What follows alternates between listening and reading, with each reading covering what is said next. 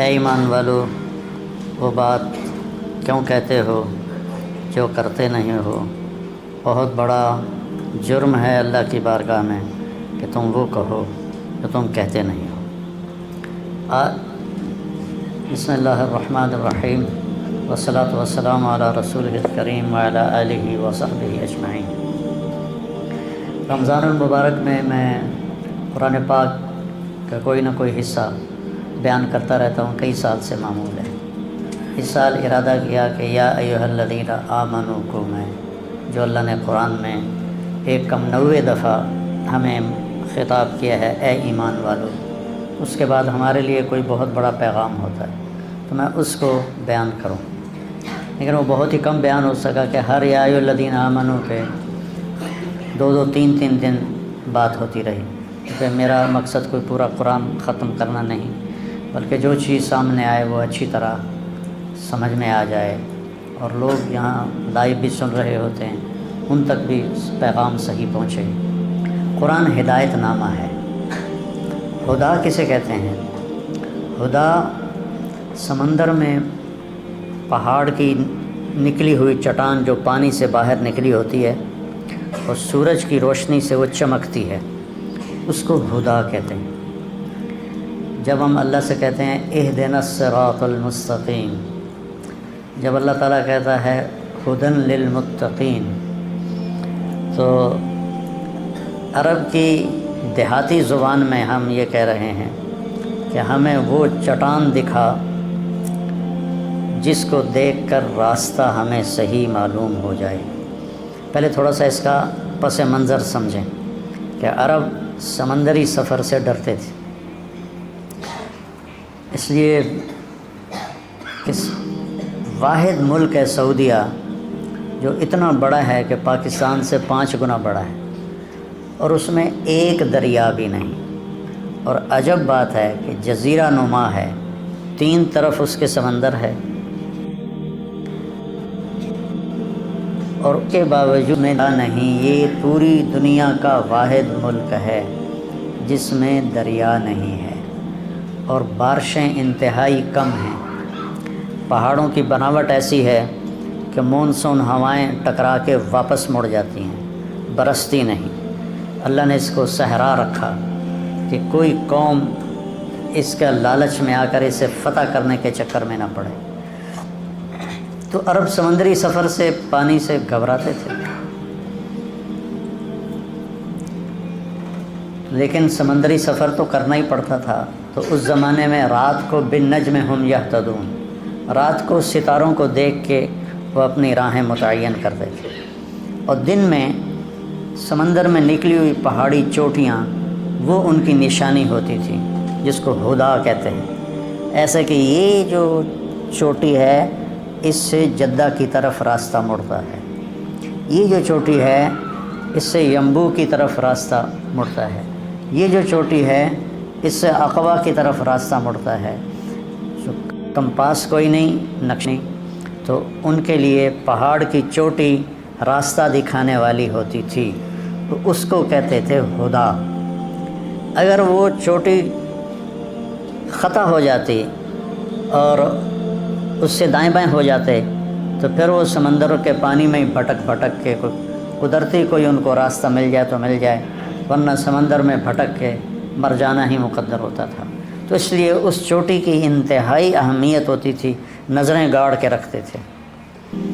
تو اللہ نے بدوؤں پہ قرآن اتارا ہے، کوئی یونان کے فلسفیوں پر، منطقیوں پر نہیں اتارا کہ قرآن سمجھنے کے لیے منطق کی ضرورت ہو، اس سے بڑا احمقانہ کوئی بول ہی کوئی نہیں۔ تو بدو کی زبان میں وہ پہاڑ کی چوٹی ہے جہاں سے اس نے راستہ پکڑنا ہے، ورنہ وہ ہلاک ہو جائے گا۔ تو اللہ تعالیٰ کہہ رہا ہے یا اللہ ہمیں بھی چوٹی، یہ دعا مانگو، اہدنا، ہمیں بھی وہ چوٹی دکھا، ہمیں ہدایت دے، یعنی ہمیں وہ چوٹی دکھا جس سے ہم سیدھے راستے کی طرف مڑ جائیں۔ یہ ایک پہاڑ کی چوٹی ہے اور اس سے یوں راستہ مڑ رہا ہے، تو اس وقت ان کی نظریں ہوتی تھیں، بادبان اس کے مطابق فٹ کر دیے جاتے تھے۔ تو اللہ ہمیں کہہ رہا ہے کہ مجھ سے مانگو کہ میں تمہیں وہ چوٹی دکھاؤں جس کو پکڑ کر تم سیدھے راستے پہ چل پڑو گے۔ انسانیت ایک سمندر ہے، اس کو یہاں اللہ کیسے فٹ کیا ہے؟ انسانیت ایک سمندر ہے اور اس میں اور آپ کشتی کی مانند ہیں، میرا اور آپ کا وجود ایک کشتی کی مانند ہے۔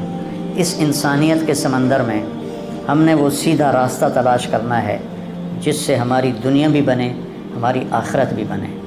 تو اس راستے کو تلاش کرنے کے لیے اس چوٹی کا ڈھونڈنا ضروری ہے جس سے مجھے آگے راستہ ملے گا۔ ایک دفعہ میں عرفات میں اپنے خیمے سے نکلا کچھ دوستوں کے خیمے کے پاس جانے کے لیے، اور راستے میں نشانیاں لگاتا ہوا گیا۔ اب مجھے کیا خبر تھی کہ شام کو نقشہ ہی تبدیل ہو جائے گا۔ جب میں عصر کے بعد باہر نکلا تو ساری نشانیاں ٹوٹی پڑی تھی، تو میرا کلیجہ ایسے اچھل کے منہ کو آ گیا کہ اوئے ہوئے کیا بنے گا، کہ اب میں کدھر جاؤں۔ حالانکہ مجھے عربی آتی ہے اور میں کسی سے بھی راستہ پوچھ سکتا ہوں، لیکن اب نہ مجھے اس خیمے کے نمبر پتہ۔ میں تو اطمینان سے نکلا، یہ نشانی یہ نشانی یہ نشانی یہ، اور یہاں یہ آ گیا میرے دوستوں کا خیمہ۔ جب نکلا تو ساری نشانیاں ٹوٹی پڑی تھی۔ تو اس وقت جو میری کیفیت ہوئی 1 گھنٹے کے لیے، میں اندازے سے چلتا گیا اور اپنے خیمے میں پہنچا۔ اس شک والی کیفیت میں میری جان نکل رہی تھی۔ حالانکہ کوئی ایسا مسئلہ نہیں تھا، میں نے تو اگر نہ بھی ملتا تو میں پیدل ہی چلا جاتا، مزدلفہ کی طرف لوگ پیدل جا رہے تھے۔ تو زندگی کا راستہ اگر گم ہو جائے، زندگی کا راستہ گم ہو جائے، جس راستے پہ چل کر زندگی کامیابی سے ہمکنار ہوتی ہے، اگر وہ گم ہو جائے تو ہلاکت، تباہی، بربادی۔ آپ جا رہے ہو نا گاڑی میں، اور ایک موڑ آپ غلط مڑ جائیں تو آپ سٹ پٹا جاتے ہیں کہ کیا کیا، غلط ایگزٹ لے لیا جائے، اب وہ دوبارہ چکر کاٹ کے آنا پڑے گا۔ ایک موڑ آپ غلط مڑ جاؤ تو آپ کا دماغ ہل جاتا ہے۔ اگر پوری زندگی کے سفر کا موڑ غلط مڑ گئے تو کیا حال ہوگا؟ تو اللہ تعالیٰ نے پھر ہمیں سیدھا راستہ دکھانے کے لیے کہا، ہم نے مانگا اہدنا، ہمیں وہ چوٹی دکھا جس سے آگے ہمیں سیدھا راستہ ملے گا، الصراط المستقیم۔ تو اللہ تعالیٰ نے کہا ھدی للمتقین ذالک الکتاب الف لام میم ذالک الکتاب لا ریب فیہ ھدی للمتقین۔ یہ ایک تمہارے لیے پہاڑ کی چوٹی آ رہی ہے۔ یہ قرآن جیسے پہاڑ کی چوٹیاں بحری جہازوں کے لیے راستے کا نشان بنتی ہیں، یہ میرا قرآن ہے، یہ تمہاری زندگی کے صحیح راستے کا رہبر بنے گا اور نشاندہی کرنے والا بنے گا۔ اس کو مضبوطی سے پکڑو۔ اس لیے میرے نبی نے فرمایا تھا وَإِذَا الْتَبَسَتْ عَلَيْكُمُ الْأُمُورُ كَقِطْعِ اللَّيْلِ الْمُظْلِمِ، جب تم پر اندھیری رات کی طرح فتنے ٹوٹ پڑیں تو تم کیا کرو؟ علیکم بالقرآن، قرآن کو مضبوطی سے تھام لو، اسے سینے سے لگا لو، اس میں کھوج نکالو میری کامیابی کہاں ہے، کس طرح ہے۔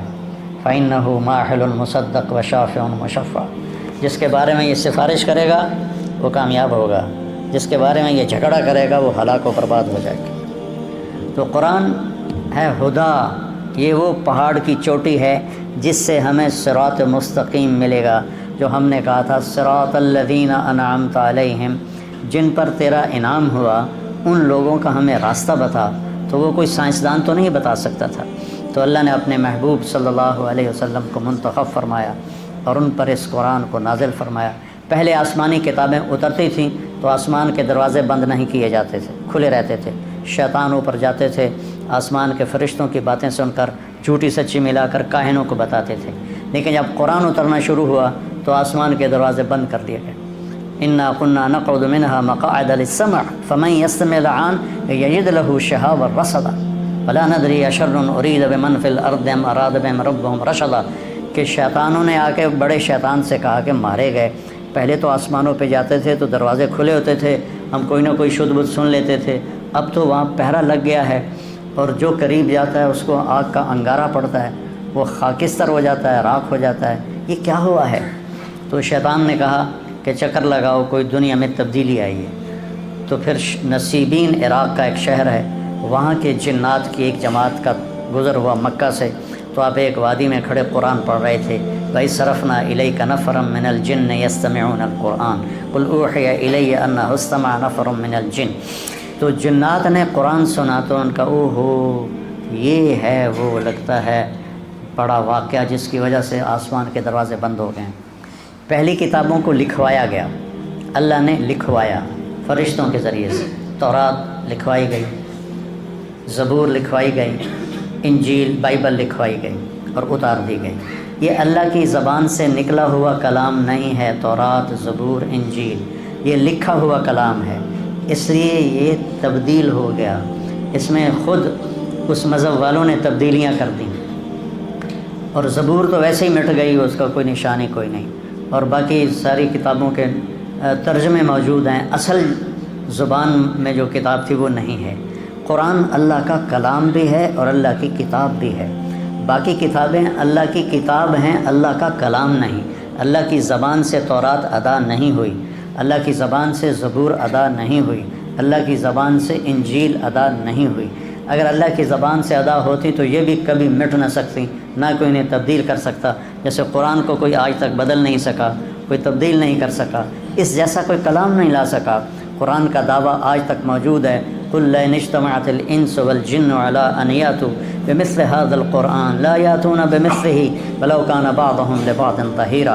کہ ساری دنیا کے انسان جنات اکٹھے ہو کر اس جیسا کلام پیش کر دو تو اللہ کہتا ہے نہیں کر سکتے، چاہے کتنا ہی زور لگا لو، کتنا ہی زور لگا لو، نہیں کر سکتے. تو میرے مالک کی زبان سے نکلا ہوا کلام صرف قرآن ہے. قرآن لکھا ہوا نہیں آیا. تورات لکھی ہوئی آئی، زبور لکھی ہوئی آئی، انجیل لکھی ہوئی آئی، قرآن لکھا ہوا نہیں آیا. قرآن اللہ نے اپنی زبان سے ادا کیا اور جبریل کو سنایا. جبریل وہاں سے اللہ کے محبوب کے پاس لے کر آئے اور آپ کے دل پر اس کو وارد کیا اور پھر وہاں سے آپ کی زبان پہ ادا ہوا. وَإِنَّهُ لَتَنزِيلُ رَبِّ الْعَالَمِينَ. کس کا کلام ہے؟ رب العالمین کا. کون لایا ہے؟ نزل بہ روح الامین، جبریل فرشتہ لایا. کہاں کس کے پاس لے کر آیا؟ علی قلبک کا، ہمارے نبی کے دل پر اس کو اتارا ہے. زبان پر نہیں اتارا، دل سے پھر زبان پر آیا. کس لیے آیا ہے؟ لتکون من المنذرین، لوگوں کو آخرت کے بارے میں خبردار کرنے کے لیے آیا ہے اور برے کام کے انجام بتانے کے لیے آیا ہے اور اچھے کام کے نتیجے بتانے کے لیے آیا ہے. کس زبان میں ہے؟ بلسان عربی مبین، خوبصورت واضح عربی زبان میں ہے. عربی مبین سے یہ اشارہ ملتا ہے کہ قرآن سمجھنے کے لیے اتنی عربی کا جاننا ضروری ہے کہ بات تم پر کھل جائے. صرف ضرب یضرب والی عربی سے قرآن سمجھ میں نہیں آتا. اس کے لیے جان جوکھوں میں ڈال کے اس زبان کو سیکھنا پڑتا ہے. پھر اللہ تعالیٰ کھول دیتا ہے. جو بھی کوشش کرے گا اللہ اس پہ کھول دے گا. تو قرآن اللہ کی کتاب ہے، اللہ کا کلام ہے. باقی کتابیں اللہ کی کتاب ہیں، اللہ کا کلام نہیں ہے. قرآن نہ مٹنے کے لیے آیا ہے، اسے کوئی تبدیل نہیں کر سکتا، اس میں کوئی آگے پیچھے نہیں کر سکتا، کوئی آیت آگے اور کوئی آیت پیچھے نہیں کر سکتا، اس کو کوئی ختم نہیں کر سکتا. یہ اٹھا لیا جائے گا. ایک رات صبح اٹھیں گے تو قرآن خالی ہوگا، کچھ بھی نہیں ہوگا. تو میرے بھائیو، رمضان شریف ختم ہو رہا ہے. 27 کو یہاں چھٹیاں ہو جائیں گی. کل کا دن ہے اور پرسوں کا دن ہے.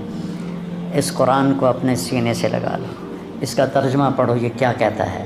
خاص طور پہ مکی صورتیں غور سے پڑھو کہ وہ جھنجھوڑتی ہیں انسانی دماغ کو اور انسانی دل پہ لرزہ طاری کر دینے والی صورتیں ہیں. ان کا جو ردم ہے اور ان کی جو موسیقی ہے وہ اتنی طاقتور ہے کہ سمجھ میں نہ آئے تو بھی دل ہلتا ہے. اذا الشمس كورت واذا النجوم انكدرت واذا الجبال سيرت واذا العشار عطلت واذا الوحوش حشرت واذا البحار سجرت واذا النفوس زوجت واذا الموءودة سئلت بأي ذنب قتلت واذا الصحف نشرت واذا السماء كشطت واذا الجحيم سعرت واذا الجنة أزلفت علمت نفس ما أحضرت اذا السماء انفطرت واذا الكواكب انتثرت واذا البحار فجرت واذا القبور بعثرت علمت نفس ما قدمت واخرت. دل دماغ ہلا کہ نہیں ہلا؟ حالانکہ ترجمہ نہیں ہے. مکی صورتوں میں یہ طاقتور کلام ہے. سارا قرآن ہی طاقتور ہے. تو میں آپ سب سے کہہ رہا ہوں کہ قرآن کو پڑھو، اس کا ترجمہ پڑھو اور پھر اپنے نبی کی زندگی پڑھو کہ میرے نبی نے زندگی کیسے گزاری. ہم جانور ہیں اگر ہمارے سامنے اپنے نبی کی زندگی نہیں ہے. ہمارے سامنے اگر پنجابی ثقافت ہے تو ہم جانور ہیں. ہمارے سامنے پشتو ثقافت ہے تو ہم جانور ہیں. ہمارے سامنے سندھی ثقافت ہے تو ہم جانور ہیں. ہمارے سامنے بلوچی ثقافت ہے تو ہم جانور ہیں. انسان وہ ہے جو اللہ کے نبی کی تہذیب اور ثقافت کے پیچھے چلنے والا. تو یہ تھوڑا سا تمہیداً میں نے بات کی. آج ایک آیت آئی ہے جس کے بارے میں بہت ہی غلط فہمیاں پائی جاتی ہیں.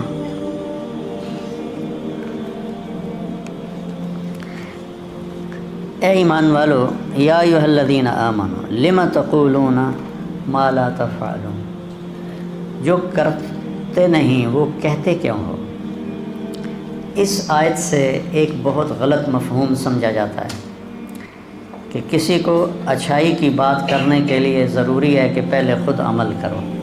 یہ اس آیت کے بارے میں مطلب سمجھا جاتا ہے کہ جب تک خود عمل نہ ہو کسی کو ہم عمل کی دعوت نہیں دے سکتے.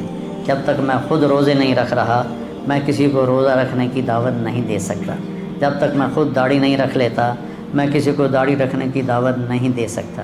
جب تک میں خود نماز نہیں پڑھتا میں کسی کو نماز کی دعوت نہیں دے سکتا. یہ غلط مفہوم اس آیت کے بارے میں سمجھا جاتا ہے. اگلی آیت اس مفہوم کو صاف کرتی ہے.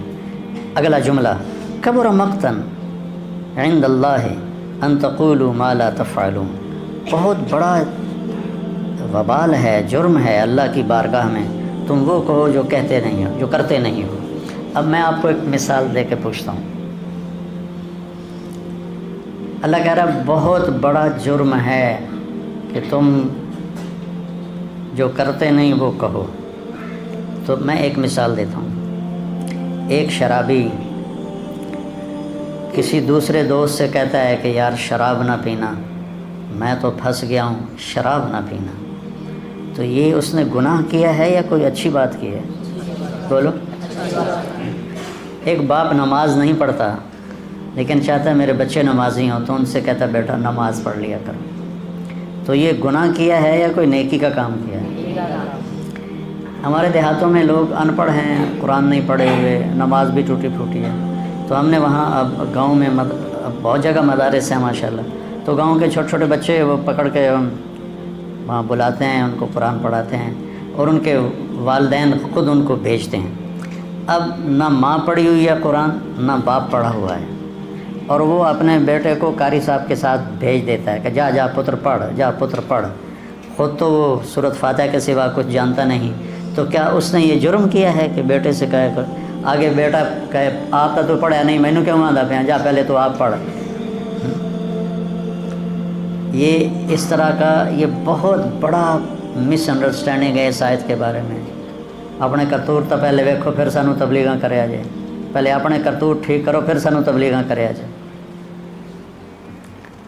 جو مجھے 3 دن کے لیے لے گیا تھا وہ کلین شیو ہی مرا رہا، ساری زندگی کلین شیو رہا اور کلین شیو ہی مر گیا.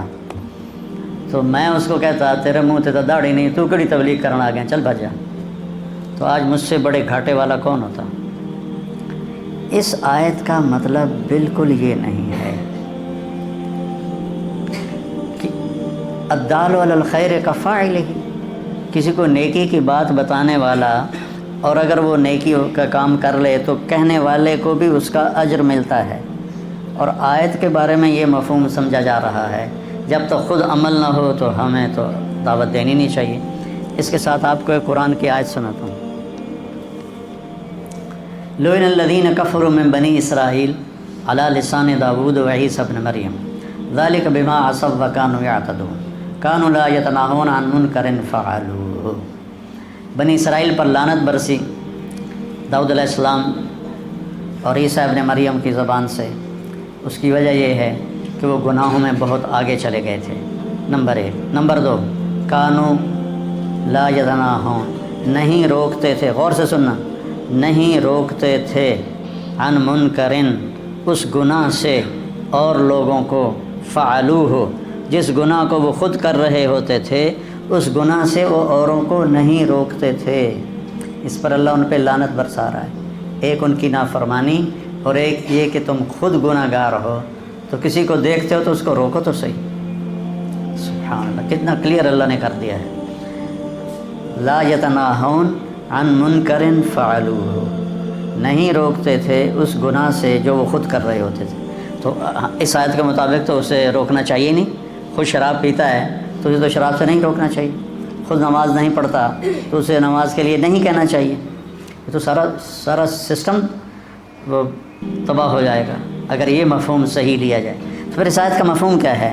اس آیت کا مفہوم یہ ہے کہ جو تم کر نہیں رہے اس کے بارے میں کیوں کہتے ہو کہ میں نے کیا ہے. روزہ نہیں رکھا ہوا، ٹھیک ہے، اور لوگوں سے کہہ رہا ہے یار روزہ بڑا لگ رہا ہے. یہ ہے لما تقولون ما لا تفعلون، کہ جو کام تم نے نہیں کیا اس کام کے بارے میں کیوں کہتے ہو کہ میں نے کیا ہے. اب اگلی آیت سنو. بہت بڑا جرم ہے اللہ کی بارگاہ میں کہ تم کرتے تو ہو نہیں اور لوگوں کو کہتے ہو میں نے کیا ہے. یہ جھوٹ ہے اور یہ دھوکہ ہے، اس لیے یہ بہت بڑا جرم ہے اللہ کی بارگاہ میں. تب جا کر کبر مقتن اپنے مقام پر آئے گا، ورنہ تو کبر مقتن کا تو یہاں کوئی موقع ہی بنتا ہوا نظر نہیں آتا. جس نے مجھے عالم بننے کی ترغیب دی وہ ایک کوثر نام تھا اس کا، پشاور کا تھا، اور ایک اس کا جنرل اسٹور تھا اور میری رائونڈ میں اس کے ساتھ تشکیل ہو گئی. میں 4 مہینے کے آخری ہفتے میں تھا اور ایک لمحے کے لیے بھی میرے دل میں نہیں آیا 4 مہینے میں کہ میں ایک دفعہ خیال آیا. میں یہ سمجھتا تھا، آپ دیکھو کس قدر یعنی اس راستے کی اور اہل علم کی دل میں کمی تھی کہ میں سمجھتا تھا آدمی 6 مہینے میں مولوی بن جاتا ہوگا. تو میں نے ایک مولوی صاحب سے پوچھا، میں نے کہا ایک مولوی کو بننے میں کتنے مہینے لگتے ہیں؟ مہینے. وہ کہنے لگا 8 سال لگتے. میں کو تیرا پھل ہو جائے 8 سال بڑا اوکھا کام ہے. تو میرے ذہن سے وہ نکل گیا.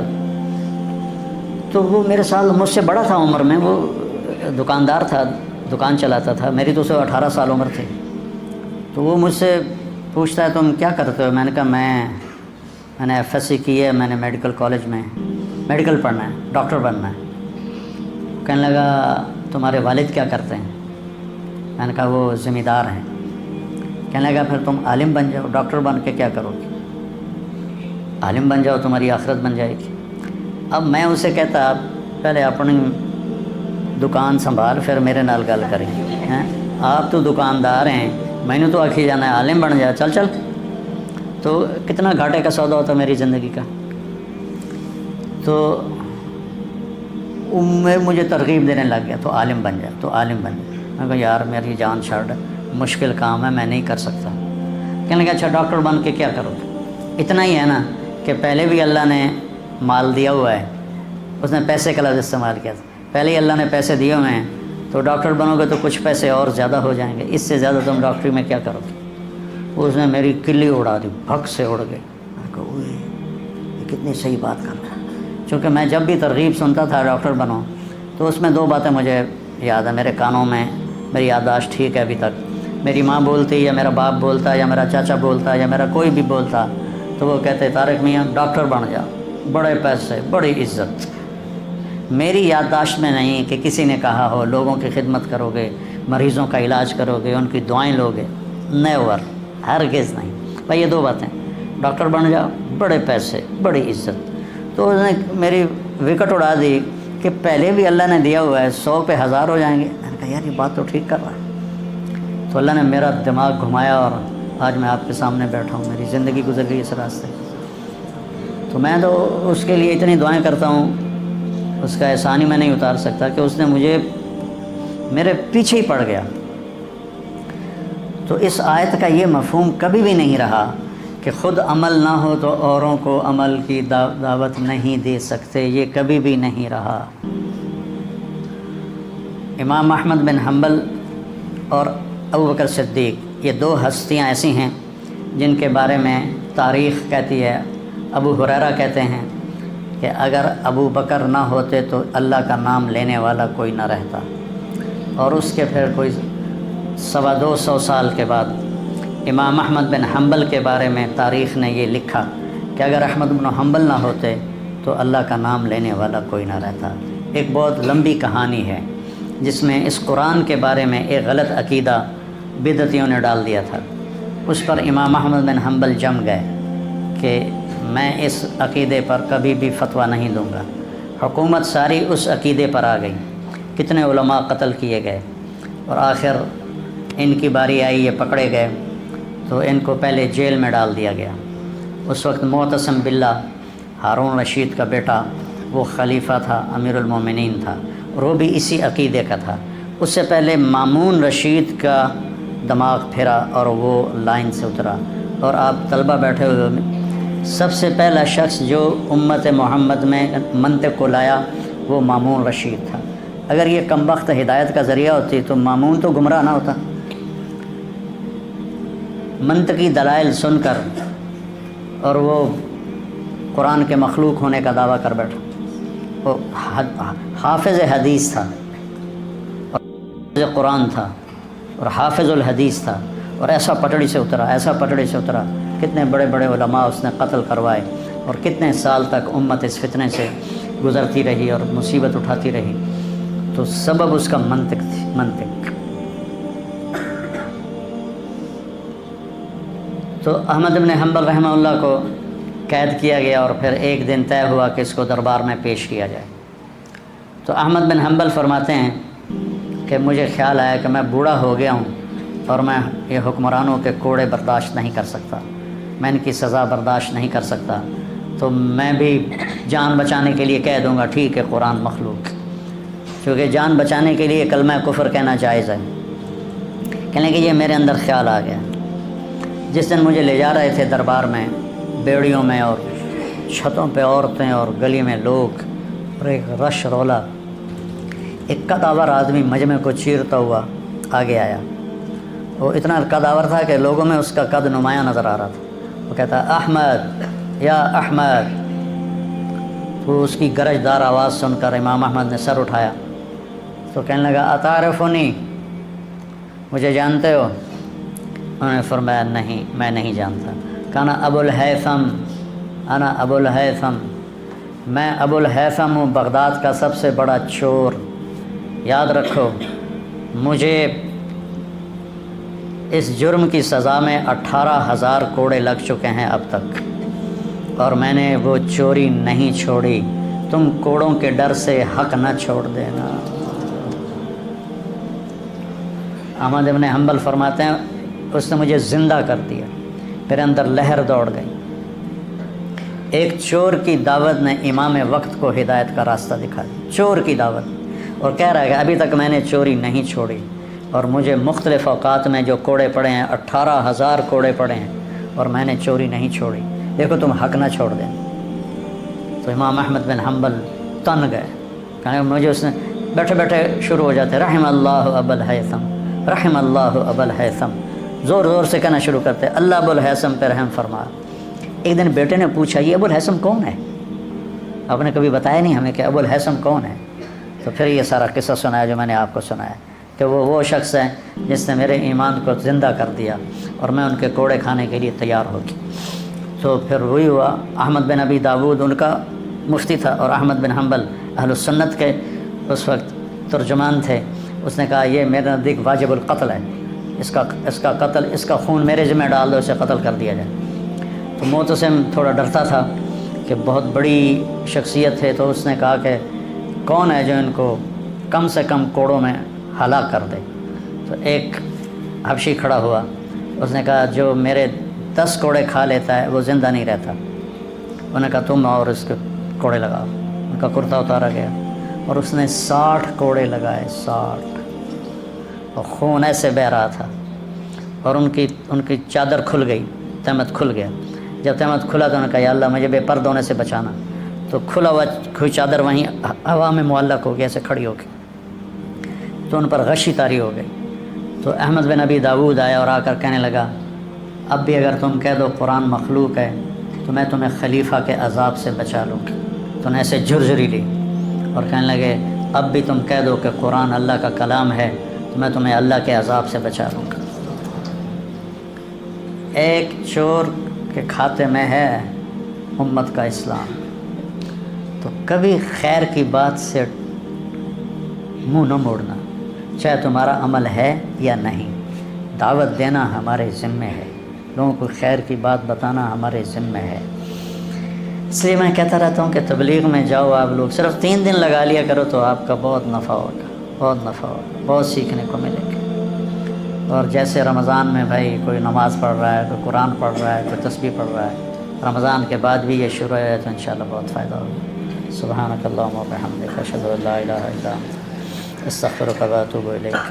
اللہم انا نسألک خیر ما سألک منہ عبدک و نبیک محمد صلی اللہ علیہ وسلم، ونعوذ بک من شر ما استعاذک منہ عبدک و نبیک محمد صلی اللہ علیہ وسلم. اللہم انت المستعان و علیک البلاغ، لا حول ولا قوة الا باللہ. ہم غزہ بھی پہنچا رہے ہیں، اللہ کے فضل و کرم سے ہمارا لنک بن گیا ہے، وہاں بھی ہماری امداد جا رہی ہے. یہاں جو ہماری فاؤنڈیشن ہے اس کے لیے بھی تعاون کی میں درخواست کروں گا. کینیڈا میں بھی ہمارا دفتر ہے، کینیڈا والے وہاں جمع کرا دیں، پاکستان والے ہمارے تولمبے میں دفتر ہے وہاں جمع کرائیں، اور کھل کے جمع کرائیں. یہ سارا آپ کا مال ہے جو آخرت میں آپ کے لیے جمع ہو رہا ہے. زکوٰۃ بھی ہو، زکوٰۃ کے اوپر بھی ہو، صدقات بھی ہوں، نفلی بھی ہوں، فرض بھی ہوں، تو یہ سب آپ کے کھاتے میں جمع ہو جائے گا. اپنی زکوٰۃ اور اپنے عطیات مولانا